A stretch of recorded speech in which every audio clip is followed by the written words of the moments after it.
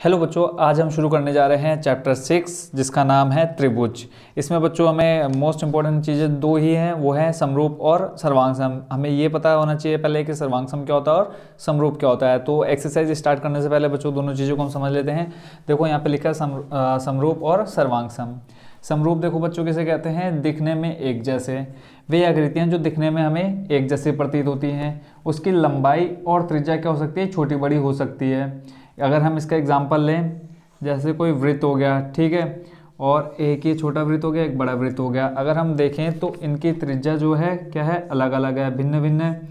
तो हम इसको क्या बोलेंगे, दिखने में एक जैसी है और इनकी जो लंबाई या त्रिज्या है वो क्या है, छोटी बड़ी है। तो इसको हम क्या बोलेंगे, समरूप बोलेंगे। तो बच्चों ये हो गया हमारे समरूप की डेफिनेशन, ठीक है, समझने के लिए। और फिर हम देखते हैं सर्वांगसम। विभिन्न आकृतियों की त्रिज्या व भुजाएं क्या होनी चाहिए, समान होनी चाहिए।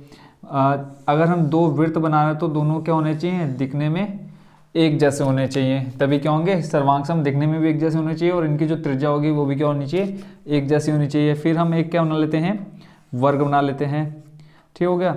और ये भी क्या होने चाहिए, इनकी जो भुजाएं होंगी वो क्या होंगी, एक जैसी होनी चाहिए। तो हम यहाँ पे इन दोनों एग्जाम्पल से क्या कह सकते हैं कि सभी वृत्त क्या होंगे, समरूप होंगे, ठीक हो गया बच्चों।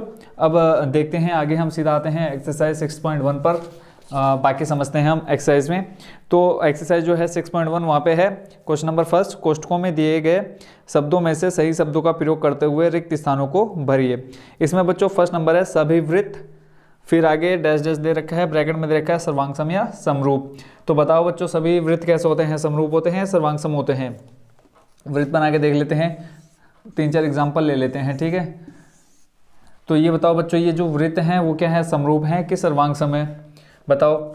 जैसे हमने डेफिनेशन पढ़ी कि क्या होनी चाहिए, भुजाएं या त्रिज्या क्या होनी चाहिए, समान होनी चाहिए। तो देखो ये सर्वांगसम तो है नहीं। समरूप की डेफिनेशन क्या लिखी है, दिखने में एक जैसे होनी चाहिए। देखो दिखने में एक जैसे हैं और जो इनकी लंबाई व त्रिज्या है छोटी बड़ी हो सकती है। देखो इनकी क्या है, धीरे धीरे लंबाई और त्रिज्या क्या हो रही है, बढ़ती जा रही है। तो ये क्या है बच्चों, समरूप हैं। तो जो फर्स्ट नंबर था सभी वृत्त होते हैं, तो यहाँ हम क्या भरेंगे बच्चों, बीच में समरूप होते हैं। तो ये हो गया बच्चों हमारा नंबर फर्स्ट कंप्लीट, 6 का फर्स्ट। अब देखते हैं इसी का नंबर सेकंड। सेकंड में बच्चों सभी वर्ग होते हैं। अब सभी वर्ग बना लेते हैं, कोई भी वर्ग बना लेते हैं हम छोटे बड़े, ठीक है। ये हो गया, फिर ये थोड़ा वर्ग बना लिया हमने छोटा सा। तो ये बताओ क्या होंगे, समरूप या सर्वांगसम। दिखने में एक जैसे हैं, लंबाई छोटी बड़ी हो सकती है, तो ये बच्चों क्या है, समरूप हो गया।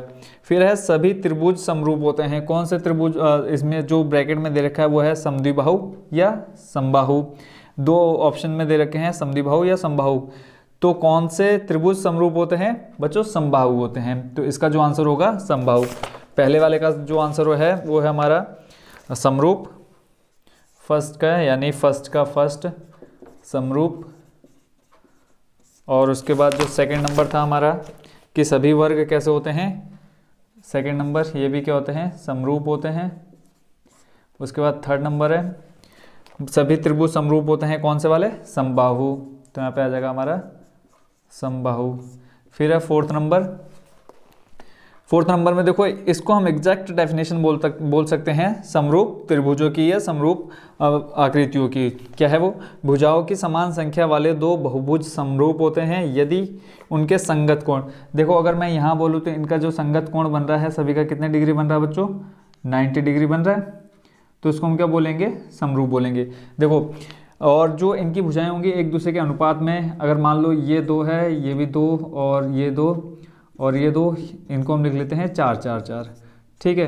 तो देखो भुजाएं इनकी क्या है, छोटी बड़ी है, लंबाई क्या हो सकती है, छोटी बड़ी हो सकती है। और जो इनका अनुपात है, भुजाओं का अनुपात है वो क्या होना चाहिए, एक दूसरे के क्या होना चाहिए, इक्वल होना चाहिए या छोटे बड़े हो सकते हैं, बट अनुपातिक। देखो यहाँ अगर देखें तो इनका जो अनुपात आएगा 2/4, तो अनुपात कितना गया बच्चों, 1:2 अनुपातिक होना चाहिए। और जो इनके आंतरिक कोण है, अंतः कोण है, वो क्या होने चाहिए, बराबर होने चाहिए। देखो 90 डिग्री का एंगल बन रहा है दोनों इसमें वर्गों में। तो यहाँ जो रिक्त स्थान भरना है उसमें है भुजाओं की समान संख्या वाले दो बहुभुज समरूप होते हैं यदि उनके संगत कोण क्या हो, बराबर हो, ठीक है। तो पहले वाले में आ जाएगा बराबर, इसमें 2 रिक्त स्थान है।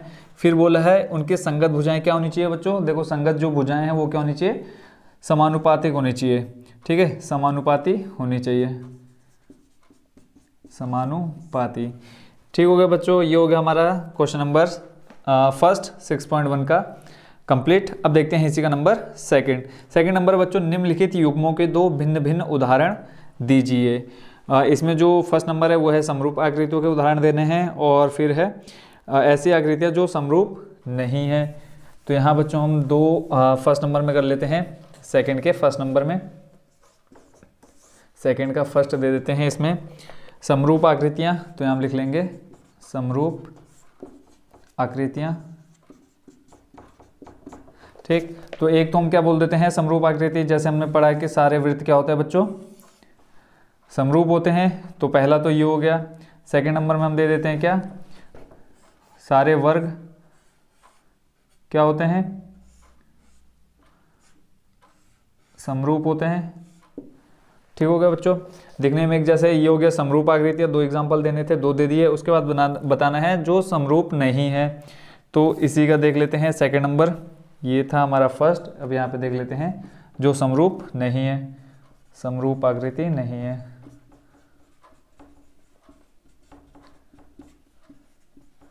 उसके भी दो ही एग्जांपल देने हैं, तो कोई भी बना दो बच्चों। पहला दे देते हैं, देखो ये बना दिया हमने, ठीक है, कोई आकृति बना दी।